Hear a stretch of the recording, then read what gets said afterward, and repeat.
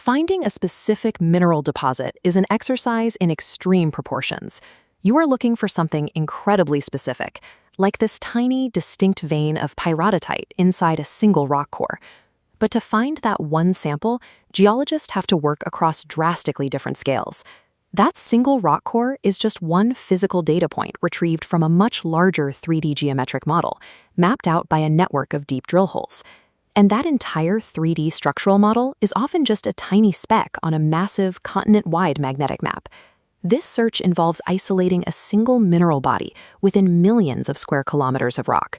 Success here requires stitching these different worlds of data together into a single, cohesive picture. This diagram breaks down those worlds into three main scales. On the right, we have the subdeposit scale. This consists of exact physical measurements taken from handheld rock samples, capturing precise properties like mineralogy and geochronology. Moving one level up, we reach the camp-to-deposit scale. This maps the immediate underground environment, using drill hole paths and localized structural models to understand the shape of the deposit. Finally, on the far left is the terrain or regional scale. These are the broad, brightly colored geophysics and remote sensing maps captured from aircraft or satellites miles above the surface. The central challenge in mineral exploration is finding a mathematical way to connect the massive, fuzzy satellite data with the tiny, hyper-accurate physical point data. Because drilling deep into the Earth is expensive and difficult, explorers rarely get continuous physical data. Instead, they capture isolated point measurements. We drop a drill hole, pull a sample, and register a single high-density value, leaving vast amounts of empty space between our scattered data points. To fill in those gaps, we use a concept called spatial covariance. This involves mathematically comparing the isolated measurements to see how the data relates over distance, allowing us to identify structural patterns in the empty space. Once we map those patterns, we can calculate the expected variations in the unmeasured Earth. We interpolate the data, generating a continuous three-dimensional prediction between the drill holes. Geostatistics provides the mathematical framework for this transition, allowing us to move from isolated samples to a single, interconnected spatial prediction. But creating those models requires managing a massive resolution gap. This chart maps out different measurement types. In the top left, core samples give us extremely high-resolution data. Down in the bottom left, gravity and electromagnetic measurements are broad and low resolution.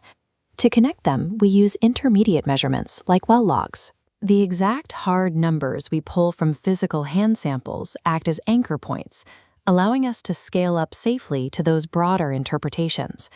So imagine a scenario where your broad regional satellite data indicates an area of low density, but your physical drill core from that exact spot indicates high density. Which data corrects which? The physical rock core always corrects the regional map. The ground truth overrides the aerial estimate. We take the measured properties from the rock and force the big regional computer models to match reality. This is an act called constraining the data, creating a feedback loop where the model is recalculated to align perfectly with our drill core numbers. Exploration is an iterative process.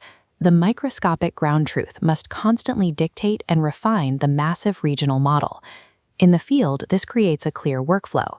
Step 1 is flying wide regional surveys to identify broad anomalies. Step 2 is deploying a drill rig into those specific targets. Step 3 involves extracting the subdeposit core and measuring its exact petrophysical properties, like density and mineralogy in the lab. Finally, step 4 is the crucial feedback loop. We take those exact properties and feed them back to recalculate the initial regional map.